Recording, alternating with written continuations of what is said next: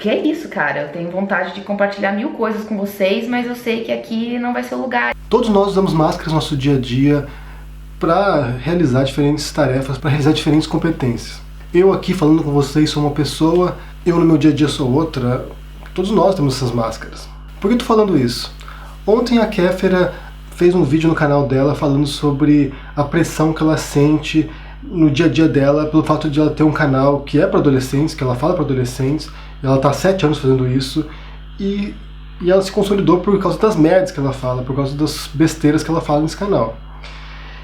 E o que ela tem sentido agora é que ela precisava mudar um pouco o tom, só que ela não consegue porque as pessoas exigem que ela mantenha esse mesmo tom que a consagrou. Ela sente que ela mudou, que ela está mudando, e ela não pode dividir esse novo período dela, não pode dividir essas novas ideias que ela tem, porque as pessoas não vão aceitar isso. É evidente que a gente se transforma, é evidente que os nossos interesses mudam, a maneira como a gente se expressa muda, a maneira como a gente se comunica, o que a gente quer comunicar muda, e também a gente acaba usando máscaras para poder transmitir essas mensagens. A gente acaba se escondendo atrás dessa imagem que a gente criou para as pessoas.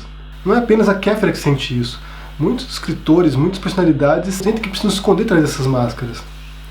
A gente pode ver o exemplo da Cia, que é um fenômeno hoje em dia, e ela se esconde atrás da peruca dela porque ela não quer aparecer. O que ela quer transmitir não é a imagem dela, mas a música dela. E na literatura isso é muito comum. Existem muitos escritores que usam pseudônimos, que se escondem atrás de diferentes nomes. Na literatura é muito mais fácil, porque você não está usando tua imagem, está usando tua palavra para isso, para não se associar com certos livros.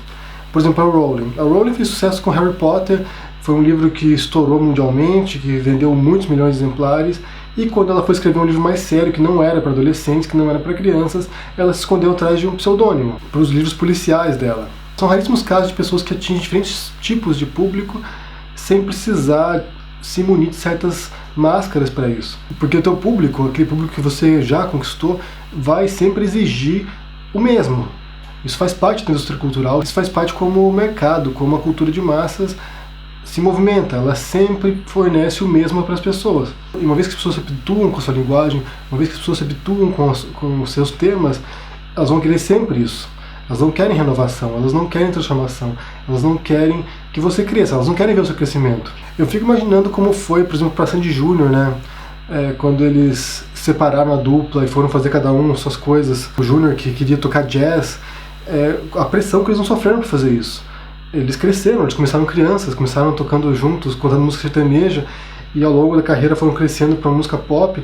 Então como é que uma pessoa dessa, com seus 20 e poucos anos, vai conseguir abandonar todo esse histórico dela, abandonar tudo aquilo que ela consolidou, todo aquele público que ela criou ao longo desses muitos anos, para fazer uma música totalmente diferente, uma música muito mais elitista, uma música com um público muito mais limitado. Só que eu acho, e eu já disse várias vezes aqui, que o artista, o criador, alguém que tem algo relevante para dizer para os outros, ele é obrigado a se renovar, ele é obrigado a romper consigo próprio e apresentar coisas diferentes. Para mim, esse é o único sentido da arte, esse é o único sentido de você fazer isso que a gente está fazendo.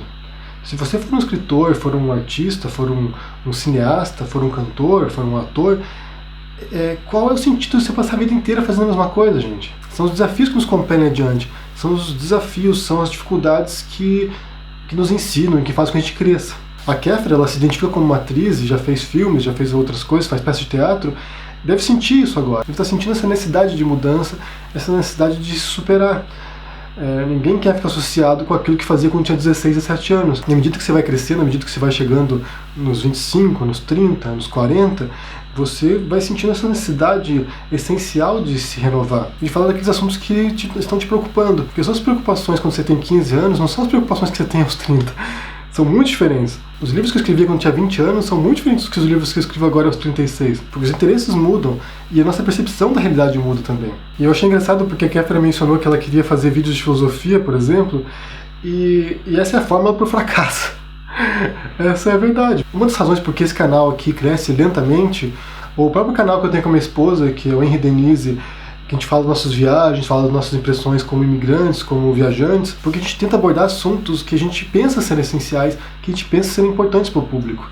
A gente não está buscando popularidade, a gente não está buscando sucesso estrondoso, porque a gente sabe que aquilo que a gente está falando, os temas que a gente aborda, exigem um pouco mais de reflexão. O que faz sucesso, o que atinge as massas, Geralmente aquilo que é mais rasteiro, aquilo que é mais superficial. À medida que você começa a aprofundar sobre alguma coisa, à medida que você começa a tentar esmiuçar algo com profundidade, com detalhamento, as pessoas se afastam, porque ninguém quer parar para refletir. As pessoas têm medo de pensar, porque pensar exige esforço. Pensar exige que você saia do seu habitual, exige que você medite sobre aquilo, exige tempo. E ninguém tem tempo para mais nada hoje. Hoje são tantas distrações, é a internet, é a televisão, é música, são tantas distrações que você não tem mais tempo para parar para refletir. Muito menos parar para ouvir alguém falar 10 minutos sobre filosofia. Esses dias atrás, alguém comentou nos meus vídeos aqui que é, nossa, que vídeo bosta. E não me chateia porque eu sou um pouco imune à crítica, mas eu fui ver que tipo de coisa que a pessoa gostava para ela falar aquilo, né? E quando eu vi os vídeos que ela assistia, eu falei, pô, mas isso é bosta. Pra mim, pelo menos. Isso que é bosta. Então como é que a pessoa vem aqui falar de uma coisa, sendo que aquilo que ela consome é o lixo da indústria cultural? É evidente que nossos critérios de qualidade, né, aquilo que a gente considera que é bom, vai excluir um monte de coisa como lixo. Mas ao mesmo tempo você não pode se render à pressão dos outros. Em algum momento da sua vida você vai chegar àquele ponto em que você vai ter que decidir. Você vai ter que fazer uma escolha entre o que as pessoas querem ouvir, o que elas pedem que eu diga, e aquilo que eu tenho que falar. E vai ser aquele momento da escolha entre os outros e você mesmo. Qual é a prioridade? É o aplauso dos outros? É a aprovação dos outros? Ou é você ser autêntico consigo próprio e sentir que você está cumprindo a sua missão? Algo que eu repito sempre para os escritores que eu conheço é que quando você começa a escrever, você faz uma escolha. Isso logo no começo, isso logo nos primeiros livros que você escreveu, nos primeiros textos que você escreveu. Você quer o público ou você quer ser autêntico? Essas duas coisas não convivem. Raramente elas conseguem andar juntas. Porque se você escolhe o público, você vai tornar a sua linguagem mais simples possível, a sua narrativa mais simples possível. Você vai tentar usar técnicas para agradar as pessoas, para prendê-las no seu texto. Se você for autêntico, geralmente isso vai ser incômodo, porque as pessoas não querem a verdade. As pessoas não querem realidade. Elas não querem algo que as perturbe. Quando você é autêntico, você tem que mergulhar no seu interior, você tem de procurar dentro de si as coisas mais horríveis. E ninguém quer saber disso. Todos nós usamos máscaras.